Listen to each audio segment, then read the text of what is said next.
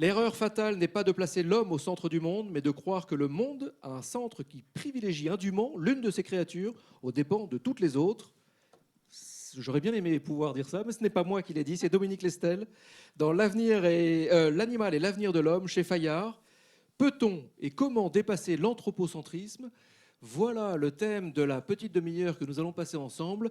Une petite demi-heure qui sera modérée, animée par Véronique Angélé-Fribert, présidente fondatrice du Forum Changer d'air, avec Emanuele Coscia, philosophe, maître de conférences à l'École des hautes études en sciences sociales, le HESS, au Centre d'histoire et théorie des arts, auteur de La vie des plantes chez Payot en 2016 et son dernier livre Métamorphose, au pluriel, Métamorphose, chez Payot en 2020.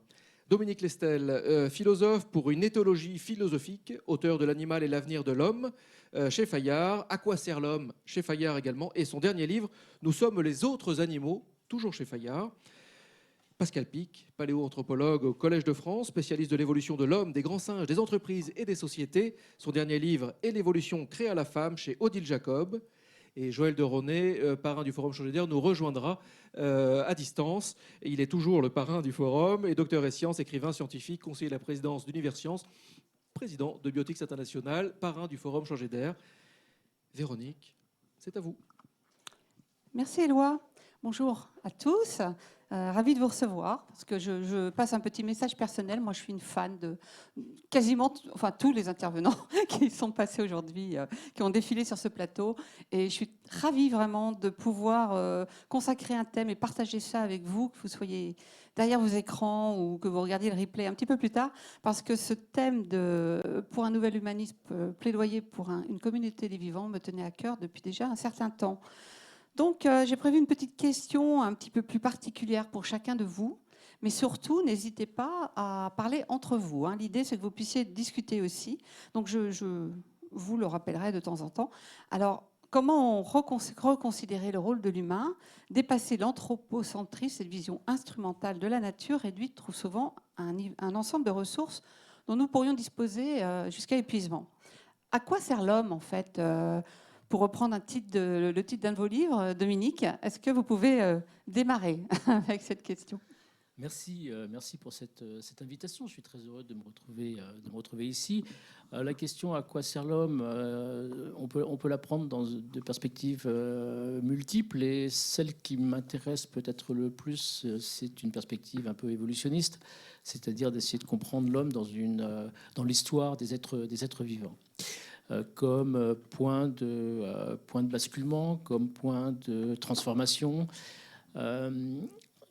des premiers micro-organismes et là c'est toi qui en parleras beaucoup mieux, jusqu'à quoi. Alors il y a une question qui m'intéresse beaucoup, qui n'était pas dans mon livre, mais qui est la question de l'hyperfutur, qui est à 100 000 ans et plus. Donc dans 100 000 ans et plus, que sera l'humain, que sera le phénomène humain, pour reprendre un terme de Teilhard de Chardin, et le vivant, l'homme, dans cette perspective, constitue un moment charnière qui permet, c'est une des hypothèses que je fais, de basculer vers un autre type de vivants qui sont les vivants, ou qui seraient les vivants post-biologiques, c'est-à-dire des vivants très machinés. On a parlé de centaures tout à l'heure, donc c'est des types de vivants qui m'intéressent, c'est-à-dire des vivants qui sont cyborgs, machines, êtres organiques, mais aussi transorganiques, avec la perspective zoofuturiste, c'est-à-dire la possibilité de pouvoir non seulement cohabiter avec d'autres êtres vivants, mais également de pouvoir partager son existence dans d'autres êtres vivants, c'est-à-dire prendre la question du centaure évoquée tout à l'heure au premier degré, pas du tout dans une perspective métaphorique, ironique ou autre, mais de considérer que ce que l'humain peut faire, c'est de repenser son statut et la particularité qu'il peut avoir, non pas comme on l'a fait dans l'histoire occidentale passée en termes de propre de l'homme, en termes de distance par rapport aux autres êtres vivants, mais au contraire en termes de rapprochement. C'est-à-dire que là, l'humain aurait une capacité de pouvoir se rapprocher des autres êtres vivants de façon tout à fait remarquable et aventureuse, avec tout ce que ça implique, en particulier en termes de risque. D'accord. Alors, je crois, j'ai vu passer Joël, on a vu passer sa tête tout à l'heure. Joël, m'entends-tu? Non? Alors, on va passer à une question pour Pascal Pic. En fait, je voulais d'abord citer Charles Darwin, que tu connais beaucoup mieux que moi, évidemment. Mais cette phrase est intéressante. Si considérable qu'elle soit, la différence entre l'esprit de l'homme et celui des animaux les plus élevés n'est certainement qu'une différence de degré et non d'espèce. Alors, Pascal Pic, en tant que paléoanthropologue et éthologue, et primatologue aussi, toi tu dis, au cours de leur évolution, les chimpanzés ne sont pas devenus des hommes. Quant aux hommes, il n'est pas certain qu'ils soient devenus humains. Alors moi j'aime bien cette phrase. Comment tu définis le propre de l'homme? Alors on est au-delà du propre de l'homme, mais aujourd'hui à la lueur des découvertes de plus en plus surprenantes, finalement sur les autres espèces vivantes, comment on peut considérer le propre de l'homme aujourd'hui? Alors, le propre de l'homme, en tout cas le propre de chaque espèce, c'est au cœur de ce qui participe de l'ensemble des théories de l'évolution, c'est ce qu'on appelle la systématique. On compare les espèces, on en extrait des critères et on regarde effectivement ceux qui sont partagés et ceux qui diffèrent. Et donc ça va donner les classifications, la systématique. Petit message au passage, pour toutes les personnes qui travaillent dans les sciences, dites les data sciences, venez nous voir, ça fait 3 siècles que nous faisons ça, nous. Et non, mais je suis très sérieux parce que la manière d'indexer les caractères et de les traiter induit des approches radicalement différentes de ce qu'est notre histoire évolutive. Quand je suis rentré dans ce domaine, il y a une trentaine d'années, c'était l'homme descend du singe, mais on n'a jamais défini le singe. Le singe, comme on dit dans certains domaines de la philosophie encore, l'animal au singulier. Alors, bon, il y a combien d'espèces d'animaux? C'est complètement aberrant. Les animaux, c'est pas l'animal. Il y a vraiment de grandes difficultés conceptuelles autour de cela. Et donc, évidemment, il est indéniable que toutes les caractéristiques qu'on avait données, la bipédie, vous remarquerez, c'est toujours au singulier, la bipédie, l'outil, la société, la pensée, tout ça a été énoncé au singulier et sans connaissance de la diversité des espèces qui nous entourent. Et aujourd'hui, bien sûr, dans le monde qui vient avec tous les enjeux que nous avons autour des dérèglements climatiques et des écosystèmes, on voit bien que l'homme n'est pas l'aboutissement de l'évolution, mais en l'occurrence, il en est devenu quand même sacrément responsable, dans le bon sens, et on l'espère dans le bon sens. Ce sera la renaissance, sinon ce serait une rupture assez dramatique. Mais la chose extrêmement importante, lorsque je suis rentré dans ce domaine-là, les données ne permettaient pas de livrer un schéma radicalement différent de celui que l'on connaît, qu'on appelle le processus de l'hominisation. Alors ça aussi, on a évoqué un peu Teilhard de Chardin, le processus d'hominisation, ça n'a jamais été un processus naturel, biologique. C'est une conception philosophique de l'évolution. Donc là, il y avait confusion entre les domaines de réflexion. Et de fait, c'était évidemment vu sous l'œil des causes finales. Si l'homme est là, c'est qu'effectivement, il y avait une espèce d'immanence ou transcendance qui apporte, on disait les deux, pour que ça aboutisse à cela. Mais depuis déjà pas mal de temps, avec l'école française, autour d'Yves Coppens et d'autres, bien sûr, nous savions qu'il y avait eu d'autres choses qui s'étaient passées, qui étaient beaucoup plus complexes. Mais tant qu'on n'a pas les données, nos intuitions, évidemment, on ne les publie pas. Nous ne sommes pas comme cela. Et regardez les changements auxquels nous sommes confrontés. Je vais donner 2 exemples. Aujourd'hui, du côté de la médecine, avec tous les enjeux du microbiote et du métagénome, aujourd'hui, nous savons que 80% des cellules et des micro-organismes qui nous composent ne sont pas à nous. Et certains viennent du temps où nous avions dans cette commun avec les chimpanzés, et d'autres ont été acquis très récemment. Ce que nous découvrons aussi, c'est qu'on avait énoncé que les cultures et les techniques nous avaient complètement dégagé des processus de l'évolution. C'est complètement archi-faux, on parle de coévolution. Comment l'invention du feu, il y a 2 millions d'années, ou des agricultures ont modifié nos gènes et notre physiologie. C'est-à-dire qu'en fait, nous créons nous-mêmes, alors qu'on avait cru que nous étions sortis des processus de l'évolution, nous créons des processus qui eux-mêmes ont des effets, qui sont les différents mécanismes de la sélection naturelle, sur nos organismes et les différentes populations humaines. Donc ça, déjà, c'est un sacré changement, parce qu'on avait cru que l'homme était extrait de ces contraintes matérialistes. Et puis, la dernière chose, ça c'est des grands apports de la paléogénétique. La paléogénétique qui montre que nous avons tous, autour autour de ce plateau, eh bien, 3, 4 à 5% de gènes de Néandertal. Donc nous sommes en train de comprendre que ce que nous sommes est issu d'une longue évolution, on le savait, mais surtout de quelle évolution, c'est ça qui est important. Et que longtemps on disait, alors écoutez, c'était un choc lorsqu'on a démontré que nos cellules ne sont pas que les nôtres. On pensait que même les humains avaient des cellules tout à fait particulières que n'avaient pas les autres animaux. Bon, ça fait longtemps qu'on l'a oublié, mais ça traîne encore, cette affaire-là.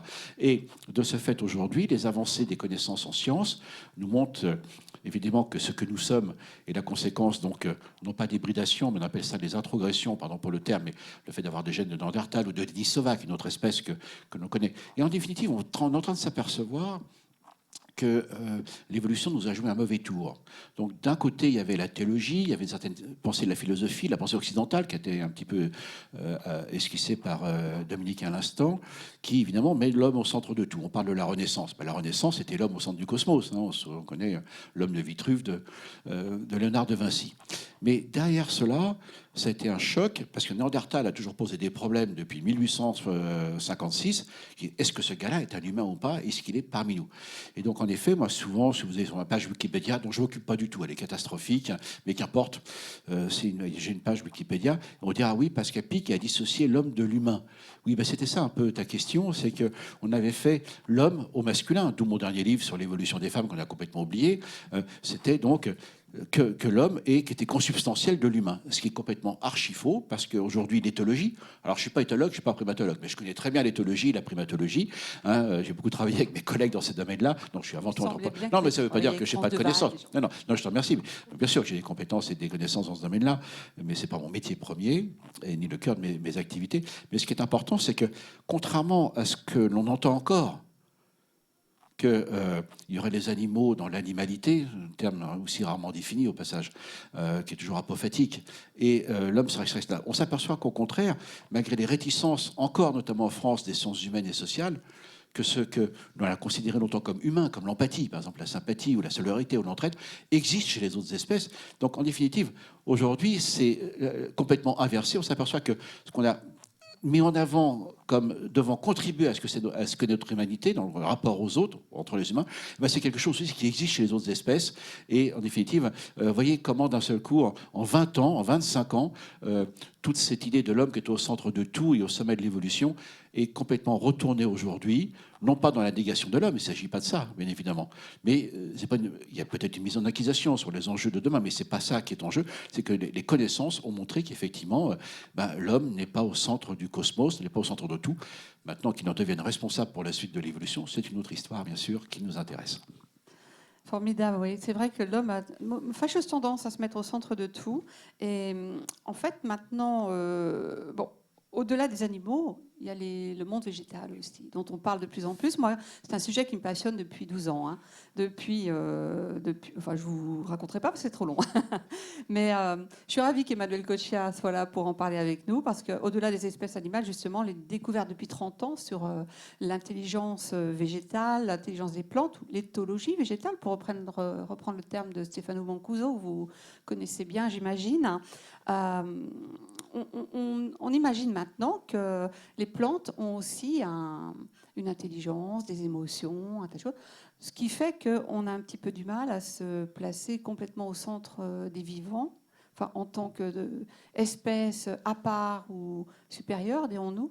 On commence à se penser un petit peu plus quand même dans l'altérité des autres vivants, et en considérant que les autres vivants ont peut-être une autre forme d'intelligence, une autre forme d'émotion qu'on commence seulement à découvrir.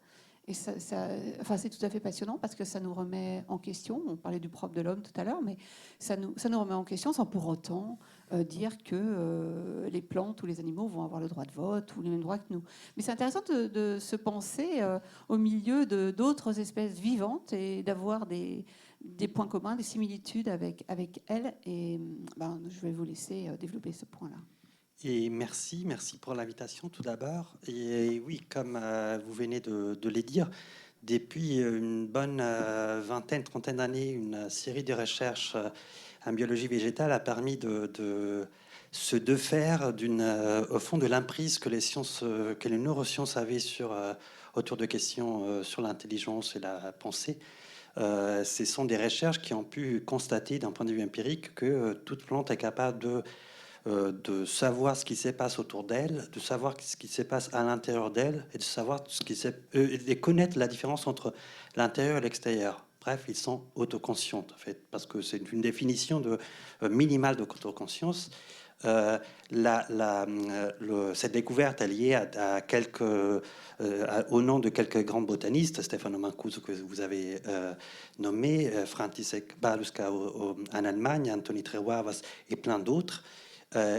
Mais l'importance de ces découvertes, outre à nous rendre, à nous permettre une espèce d'empathie ou de rapport de pair à pair avec nos compagnons végétales, a bouleversé profondément, disons, une des scrupules ou l'un des arguments principaux qui permettait de définir quand même une hiérarchie parmi les vivants, c'est-à-dire l'apparition d'une conscience qui aurait été propre de l'humain ou d'un ensemble d'êtres qui seraient les animaux. Et surtout, ils nous ont permis de comprendre que la réponse un peu pavlovienne qu'on donne à la question « qu'est-ce que c'est être intelligent ?»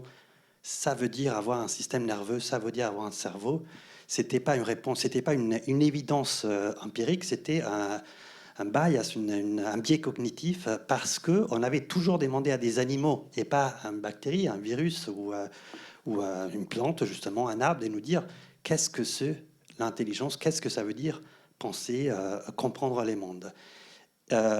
Donc, si les plantes pensent, c'est parce que, en effet, et c'est là ce qui est en train de se passer en biologie en général, tout vivant pense, tout vivant est autoconscience, et c'est à partir d'un célèbre colloque qui a eu lieu à Santiago de Chile en 1978 qu'on a commencé à se dire, en fait, l'intelligence n'est pas une propriété qui serait propre à l'homme ou aux animaux, parce que dire aussi que les animaux pensent et les restes ne pensent pas, c'est une forme d'anthropocentrisme élargi. Au fond, comme on sait qu'on est des animaux, on dit, nous, les animaux, on pense, et les autres, c'est-à-dire les 99% de la biomasse, sont des bêtes, en fait.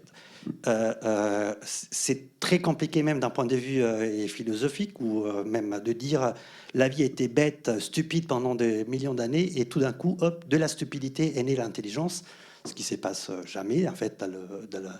Et on est arrivé à la conclusion que n'importe quel vivant est intelligent, exactement comme, au fond, la reproduction est considérée, malgré les quelques exceptions, une donnée propre à la vie. Face à un vivant, on ne se demande pas est-ce qu'il s'est reproduit ou pas, on se demande à travers quel équipement anatomique ces vivants arrivent à se reproduire.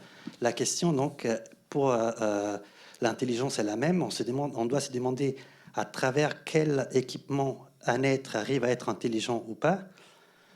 Les plantes doivent surtout pas développer un système nerveux, parce que en étant des êtres fixes, avoir un système nerveux, c'est-à-dire centralisé dans un lieu, l'exécution d'une fonction serait un choix stupide, en fait, un choix de bête.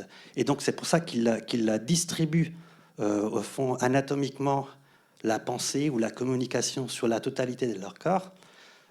Donc voilà, ça juste pour prolonger ce que vous avez dit à propos des recherches qu'on a fait autour de l'intelligence végétale, mais cela nous amène, comme vous l'avez dit, au fond à une espèce d'évidence d'une proximité, d'une intimité profonde, donc aussi cognitive, avec beaucoup plus de vivants de ce qu'on imaginait. C'est pas juste les chiens, les chats, les hamsters avec qui on peut avoir un rapport. Et cela, je voudrais terminer là-dessus, c'est au fond une conclusion qu'on n'arrive pas encore à accepter de la théorie de l'évolution darwinienne. Au fond, Darwin, avec les autres transformistes, mais nous avait appris une chose, que toute espèce est une modification, métamorphose d'une espèce qui la précède. Ce qui veut dire que, en fait, dans n'importe quelle espèce, il y a des traces de toutes les vies, de toutes les formes de vie qui l'ont précédée. En fait, si on prend, Pascal en parle, et si on prend notre ADN, on verra que c'est un patchwork d'un ensemble de vivants que la vie a dû traverser avant de se coudre C'est la forme que nous avons. Mais on en a fait une expérience, au fond, même en se regardant en miroir. Se regarder au miroir signifie voir chaque matin des yeux, une bouche, un nez, des oreilles. Or, on partage ces organes avec des milliers d'autres vivants. Donc, notre corps nous donne accès à une expérience, à une vie qui est déjà biodiverse, qui est déjà multispécifique. Nous sommes, au fond, de fait, un petit zoo ambulant qui contemple cette même biodiversité en lui-même que celle que peut regarder à l'extérieur d'eux. Donc, de ce point de vue, au fond, tous les vivants vivent grâce à l'évolution, à cause de l'évolution, une seule et même vie. On est tous, au fond, expression d'une seule vie. Merci beaucoup. Alors, je crois que Joël nous entend. Joël, tu nous entends? Oui, oui, très bien. Génial. Est-ce que tu as pu entendre tout ce qui s'est dit avant? Ça va, vous m'entendez? Oui, oui, non, on t'entend très bien. Je voulais ta réaction sur ce qui s'est dit avant, mais je suis pas sûre. Est-ce que tu as entendu, tu as suivi nos échanges tout à l'heure? Non? Ah, on t'entend plus. On t'entend plus. Bon. Il y a un problème de son de ton côté, Joël, si tu veux regarder. Là, ça marche? Oui, le lien fonctionne, on t'entend par moment. Alors écoute, je te laisse, dès que tu retrouves un son qu'on entend, je te passe la parole. Je crois que ce sera plus simple. Tu m'entends là? Oui, oui, je t'entends. Ok. Vas-y, on t'écoute. Non, je disais, j'entendais la notion sur la communauté des vivants, dont on va reparler avec Pascal Pic. Cette notion, dans les végétaux, les animaux, les humains, les microbes, l'ensemble de ce qui vit, la nécessité d'appliquer à cette communauté des vivants la notion d'humanisme. Il faut trouver un autre nom que l'humanisme, qui est trop lié à l'humain. C'est de ça dont on va parler avec Pascal, j'espère.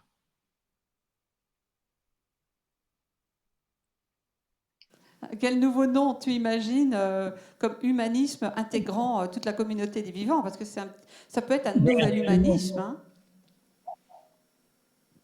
Un nouvel humanisme, ou un naturisme. C'est pas mal, mais c'est déjà pris. Alors, on a un petit problème de connexion. Hein.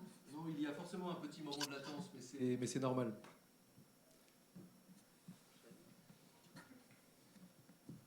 Bon, c'est de moins en moins normal. Cela Bon, dit. alors, va on poursuit et puis tu nous interromps comme ça.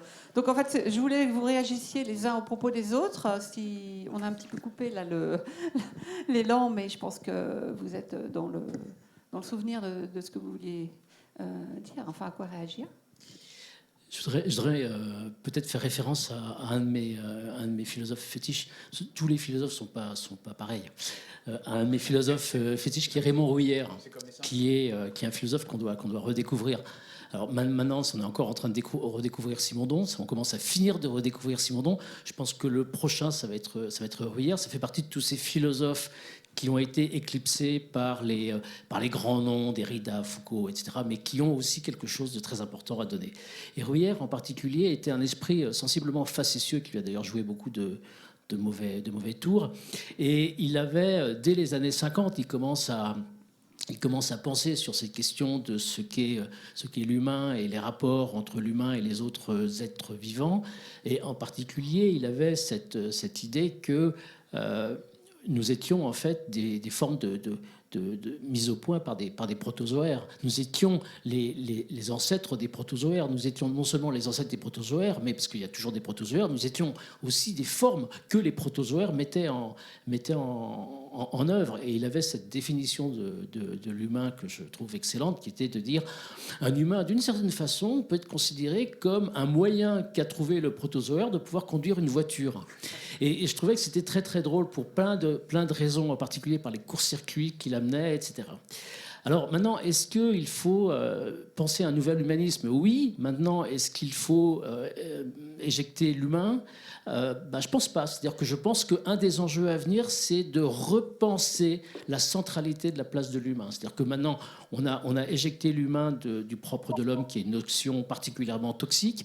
Il faut essayer peut-être de repenser ce que peut être la place de l'humain, précisément dans cette perspective de l'humain comme carrefour des autres espèces, de l'humain comme n'étant pas celui qui va être le plus en dehors du vivant non humain, de l'animal ou de l'animalité, ou des animaux ou des animalités, mais celui qui au contraire va à la possibilité, pas le privilège, mais la possibilité de pouvoir aller se rapprocher plus encore de toute autre forme tout autre être vivant. Je préfère pas utiliser forme de vie, qui a d'autres connotations, mais autre être vivant.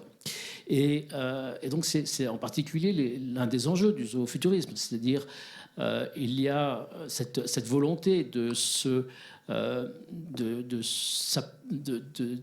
devenir beaucoup plus proche des animaux que ce qu'on n'a jamais été. Mais on a aussi, ici ou là, et je finirai sur ce point, on a aussi ici ou là des individus qui ne se sentent pas à l'aise dans leur espèce humaine, qui se sentent appartenir à une autre espèce, les otherkin, c'est un groupe de gens qui sont de plus en plus importants et qui pensent qu'ils sont nés sous la forme d'un humain, mais en fait, ils sont chats ou ils sont chiens ou ils sont une autre espèce. Et c'est loin d'être anecdotique.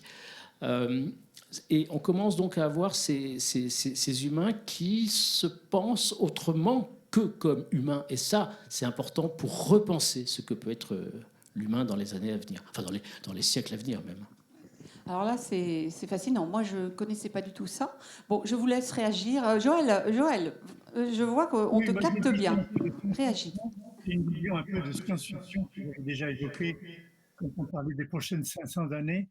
Je pense que l'intelligence artificielle va nous aider à décoder les langages de la nature, c'est-à-dire à comprendre les langages des plantes, le langage des animaux, le langage des abeilles, communiquer avec eux comme si c'était un langage humain. Et donc, c'est cette notion-là qui va complètement changer notre vision de l'humanisme par rapport à la communauté des vivants. Je pense que c'est ce dialogue avec le vivant, la communauté des vivants, qui va changer notre vision humaniste, un petit peu trop prépondérante et un petit peu trop centrale aujourd'hui. Justement, pour réagir aux propos d'Emmanuel, c'est ça, tout à l'heure, beaucoup de personnes pourraient être un petit peu surprises que l'on parle de l'intelligence, de pensée, etc. Et ce qui est assez étonnant, c'est que justement, les formes d'intelligence artificielle qu'on appelle abusivement modernes, en définitive, elles ont commencé en 1943 avec l'imitation des neurones, qu'on appellera les neurones artificiels. Et ce qu'on a complètement oublié, et ça en France c'est malheureusement complètement ignoré, sauf sur une école qui est très importante mais dont on ne parle jamais, c'est justement comment tout ceci est bio-inspiré. Et en définitive, ce que Joël vient d'évoquer, c'est cette notion donc de données, d'échange d'informations et ce qu'on appelle l'induction. Charles Darwin, qui a été évoqué plusieurs fois, il est très important parce que justement, il est capable à travers d'un ensemble d'observations, parce que les animaux et les plantes étaient déjà là, mais lui est capable d'en extraire une connaissance radicalement différente qui va donner les théories de l'évolution, et ceci évidemment évoluera de son côté dans mon champ disciplinaire. Mais en l'occurrence, il est vrai que nous sommes encore très marqués dans notre culture, notamment en France, sur l'idée que l'intelligence, c'est ce que le philosophe Daniel Dennett appelle le théâtre cartésien, c'est-à-dire que nous avons une entité qui est là et qui va gérer l'ensemble de notre corps et donner l'intelligence à nos réactions, etc. C'est pas du tout ça qui s'est passé, bien évidemment. Et en l'occurrence, dans le sens anglo-saxon, intelligence service, CIA, c'est comment résoudre des problèmes. Et c'est là qu'effectivement, qu'il est tout à fait pertinent de réfléchir à cela. Et aujourd'hui, sortir de cet anthropocentrisme qui est devenu l'humanisme en l'occurrence, est extrêmement important puisque ça va nous permettre de comprendre que nous sommes dans des écosystèmes. Et la notion d'écosystème aujourd'hui redevient absolument majeure, même dans le monde économique et social, pour comprendre qu'une entreprise ne peut pas réussir toute seule si les autres autour se délitent ou si la société délite. Donc il y a de vrais enjeux aujourd'hui qui sont extrêmement importants, mais comprendre les écosystèmes, ça va être absolument considérable dans le monde qui vient, parce qu'on sait qu'il y a des interactions, Par exemple, lorsqu'on parle d'économie circulaire ou de système écologique, on parle de pyramide du vivant. Les représentations des écosystèmes, c'est que vous avez les plantes à la base, ou les micro-organismes, et puis au sommet, vous avez l'homme. C'est complètement faux comme représentation. C'est complètement anthropocentré. Un écosystème, c'est un ensemble de cycles et d'interactions extrêmement complexes, avec des boucles d'interaction extrêmement élaborées. Et ceci, effectivement, nécessite la capacité de traiter ces ensembles de données et de flux d'informations qu'on est capable de collecter aujourd'hui, et ceci ne pourra se faire, et Joël a tout à fait raison, qu'avec certains outils justement de l'intelligence artificielle, non pas parce qu'ils sont bio-aspirés, mais de fait, ils nous permettront d'aborder une dimension supplémentaire de ce qui manque beaucoup dans notre éducation, et notamment, surtout dans la culture occidentale, c'est l'approche inductive. C'est-à-dire qu'il y a 3 façons de raisonner, ça remonte à Aristote, cette affaire-là, donc c'est pas nouveau, mais aujourd'hui les machines nous amènent de plus en plus vers cela. On a beaucoup travaillé sur les systèmes déductifs ou hypothético-déductifs, ça c'est la big science, c'est la physique, c'est tout ça, donc ça c'est formidable, ça apporte des tas de choses. Par exemple le fait qu'à partir d'équations mathématiques, on est capable de trouver avec Maxwell les ondes électromagnétiques, c'est quand même assez fascinant, hein. Ça c'est même pas l'observation de la nature. Et puis il y a l'autre aspect qui est lié à tout le monde de l'induction, et puis il y a un autre domaine qu'on appelle l'abduction, comment on peut faire correspondre des ensembles de données, comme on le fait en médecine, le médecin vous voit, vous êtes malade, qu'est-ce que vous avez, vous donnez des données, et lui il confronte à son ensemble de données. Et bien c'est tout cet aspect-là aujourd'hui qui est absolument nécessaire de comprendre ces tissus d'interaction écosystémiques auxquels nous sommes confrontés et qui ne sont pas voués à nier la place de l'homme dans la nature, mais au contraire de la redéfinir et de mieux la comprendre, comme je le disais tout à l'heure. Emmanuel, vous vouliez... Et oui, peut-être je rebondis sur 2 questions. Tout d'abord, à la fois pour rebondir sur ce que Pascal et Dominique ont dit sur, d'un côté, la question écosystémique. De l'autre côté, Dominique disait, au fond, on est toujours à l'intérieur d'autres vivants. On sera de plus en plus à l'intérieur d'autres vivants. Je voulais juste, au fond, pas radicaliser, mais prolonger cette réflexion et dire, au fond, c'est l'histoire de l'évolution, c'est l'histoire de la vie. Ce qui s'est passé, une des découvertes qui ont pu marquer une grande révolution dans l'histoire de la biologie contemporaine, ça a été autour des années 60 à 70, la découverte par une des plus grandes biologistes du siècle dernier, qui était Lynn Margulis, de l'origine symbiotique du vivant. C'est-à-dire le fait, c'est que la cellule eucaryotique, c'est-à-dire la cellule qui est à la base de tout être, disons, supérieur au sens en termes de taille et de complexité de l'équipement anatomique, donc animaux et plantes, pour aller vite, est non pas quelque chose qui s'est formé à travers un processus de compétition, il s'est formé par symbiose, c'est-à-dire par fusion entre 2 organismes qui appartenaient à des règnes complètement différents. Qu'est-ce que cela veut dire? Ça veut dire que tout d'abord, comme on répète souvent, du coup, ce n'est pas que la compétition, la guerre de tous contre tous qui permet à la vie d'émerger, de se complexifier. Il y a aussi un aspect de aide mutuelle, de collaboration, etc. Mais cela signifie de manière encore plus radicale et intéressante que tout vivant est une chimère. On parlait de Sentor. En fait, le fait que la cellule soit une chimère, c'est-à-dire la composition de 2 êtres qui n'ont aucun lien généalogique entre eux et qui produisent cette unité, ça veut dire que dans les plus profonds de notre corps, il y a cette association d'êtres différents et que, au fond, la vie se construit toujours comme une forme d'emboîtement d'un vivant dans l'autre, en fait. Et que au fond, encore plus qu'un écosystème, il y aurait une forme d'immersion du vivant à l'intérieur de 2 autres vivants. Donc, Mais même la notion d'espèce aujourd'hui est repensée. Voilà. On ne nie pas l'espèce, mais elle n'est pas du tout dans la définition essentialiste que l'on avait jusqu'à présent. C'est ça qui est complètement bouleversé. Joël voudra intervenir parce qu'évidemment, là, il a une autoroute. Hein. C'est la mitochondrie et le chloroplaste. Tout à fait, oui. La mitochondrie est une bactérie qui s'est intégrée par symbiose. Ouais. On a l'énergie dans la cellule et le chloroplaste est en quelque sorte également un élément extérieur. C'est intégré par symbiose et la synthèse de la mitochondrie d'une part, du chloroplaste de l'autre a complètement changé la nature cellulaire, puisqu'elle a changé la photosynthèse et la respiration. Cette symbiose a créé la respiration pour les cellules vivantes animales et pour les cellules végétales, la photosynthèse. Donc c'est une symbiose absolument fondamentale qui a défini le vivant. Puis c'est ensuite dans la relation symbiotique entre le végétal et l'animal que la vie a pu se développer par l'évolution. C'était le bonus énergétique de l'évolution a été apporté par la symbiose. Je voulais juste rebondir sur une question de l'anthropocentrisme, oui ou non. En fait, je pense que d'un côté, je suis d'accord avec ce que Dominique dit. En fait, il y a un niveau d'anthropocentrisme qui est indépassable. On ne peut pas dépasser d'un point de vue pragmatique et politique le point de vue humain. Même d'un point de vue écologique, nous ne sommes pas en train de sauver la planète. La planète, en fait, va se sauver sans nous, avec nous. Nous sommes en train de sauver notre survie sur cette planète, en fait. Donc, il faut traduire toutes ces questions en questions politiques, mais très, très égoïstes, au fond. Il faut sauver la planète, il faut sauver la biodiversité pour nous sauver.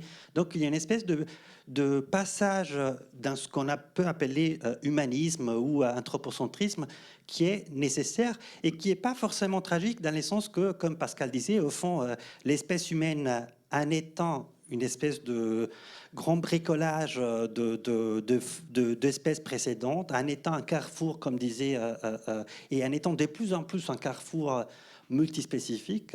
Donc, sauver l'humanité signifiera aussi sauver d'autres espèces. Mais on ne peut pas lâcher totalement l'anthropocentrisme. C'est biologiquement impossible, en fait. Alors, il y a aussi un point qui me semble important, c'est ce que Pascal disait en mettant en évidence le fait qu'on disait toujours l'animal, l'humain, etc. Et la question de l'humain, et la paléoanthropologie montre que l'humain a foisonné, les espèces humaines ont foisonné, et en fait, il n'y a aucune raison que ça s'arrête là. C'est-à-dire qu'il n'y a aucune raison qu'il n'y ait pas d'autres espèces humaines qui se mettent à foisonner. Avec les manipulations génétiques, avec les formes d'hybridation et puis avec les technologies émergentes. Je pense par exemple à l'intelligence artificielle. Là, récemment, il y a une compagnie qui a mis au point un clone numérique humain qu'elle prétend être autonome. Bon, ça faut voir, mais qui est très convaincant. Et le fait est qu'on va voir émerger des formes humaines qui sont des formes numériques ou qui sont des formes hybrides et qui ne sont pas nécessairement les formes d'Homo sapiens telles que nous les connaissons aujourd'hui, et qu'il faut penser la question de l'humain aussi dans la différenciation de cette humanité ou de ces humains. C'est-à-dire que la multiplicité des humains, ce n'est pas uniquement dans notre histoire, c'est aussi dans notre futur. Mais regardez les angoisses de cette représentation qu'on nous a enseignée et qui dure depuis des siècles. Premièrement, cette histoire donc, de la position de l'homme dans l'histoire de la vie ou du cosmos. Je vous donne une anecdote. C'est très drôle, ça m'est arrivé plusieurs fois dans les conférences lorsqu'on pose des questions. Monsieur Pic, depuis quand est apparue la vie ? 3 milliards 800 millions d'années. Ah bon? Et alors la discussion continue et on sait que le système solaire, enfin le Soleil va éclater dans 4 milliards d'années. Et les gens me disent, alors qu'est-ce qu'on fait? C'est-à-dire, non c'est hyper drôle parce qu'on veut bien comprendre qu'il y a eu 4 milliards d'années avant nous et puis c'est arrivé à nous, mais d'un seul coup, il va y avoir 4 milliards derrière nous et on ne sera peut-être pas là. Et donc, ou différemment, comme tu l'as très bien dit. Et ça montre bien les difficultés. Mais regardez, c'est un facteur hyper anxiogène. Les débats en France sont complètement hallucinants. Autour de l'intelligence artificielle, d'abord, on devrait dire les intelligences artificielles, parce qu'il y en a plusieurs types. Ça, c'est très important. Mais la chose étant, vous voyez, l'idée que l'homme soit au centre de tout, eh bien, si on découvre, alors nous, ça fait quand même plus de 20 ans qu'on se bagarre là-dessus avec nos collègues éthologues, évidemment, et cognitivistes, parce que les chimpanzés auraient des caractéristiques cognitives très proches des nôtres, on a l'impression qu'on nous le vole. Donc, il y a eu deux choses, l'homme au centre du cosmos, et puis le cosmos qui serait complet. Et le fait qu'il soit complet nous amène à ce paradoxe total, cette dissonance cognitive. Ah ben oui, mais si les chimpanzés sont intelligents, ben ça nous enlève une partie, comme si on devrait tout avoir. Ou de la même façon, on a le même débat que les formes d'intelligence artificielle. Hein. Le débat, c'est l'intelligence artificielle va nous dépasser, pas du tout. Elles sont radicalement différentes de ce que nous faisons, même ça reproduit certains de nos schémas cognitifs ou rationnels. Et de l'autre côté, on lui dit non, ça n'existe pas parce qu'il n'y a pas d'émotion. Mais franchement, on s'en fout. Les machines sont capables de détecter nos émotions. C'est pas pour ça qu'elles ressentent des émotions, qu'elles en ont conscience. Et donc, on voit bien notre incapacité dans le rapport à l'altérité, que ce soit les intelligences au niveau des écosystèmes ou des plantes, des animaux ou même des machines. Et donc, voyez comment cette vision-là ne nous prépare pas du tout à bien comprendre toutes les potentialités. Être intelligent, c'est communiquer avec les autres. Être intelligent que pour soi, ça n'existe pas. Et donc, si on arrive à comprendre ça, ça va changer quand même beaucoup de choses. Oui, c'est beaucoup. On va devoir conclure malheureusement. Éloi me harcèle pour je vous demande de conclure. Moi, je serai restée avec vous toute la soirée. Oui. Donc, chacun, si vous pouvez conclure en, En 15 secondes. quelques phrases. Voilà, en peu de temps. Peut-être Joël, parce qu'il est à l'écran. J'ai peur qu'on le perde à nouveau. Donc, Joël, si tu veux conclure, tu m'entends? Aïe. Oups. Bon, on revient alors. Ah, non. Moi, je disais sur l'intelligence, le mot étymologique, c'est intelligere. Intelligence,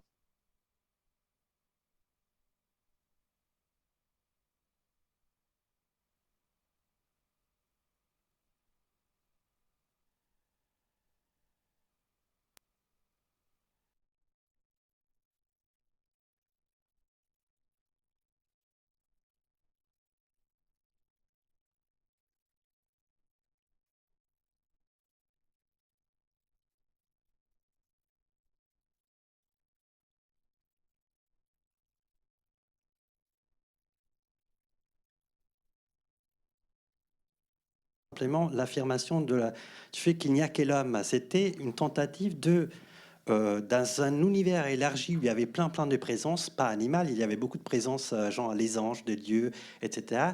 Penser à la fois une fragilité, une vulnérabilité de l'homme et une tentative de traduire l'expérience du cosmos à partir du point de vue humain.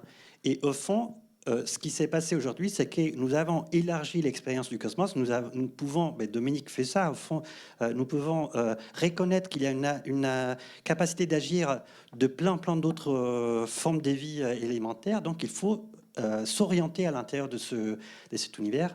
Et c'est pour ça qu'il faut poser la question en termes de point de vue humain.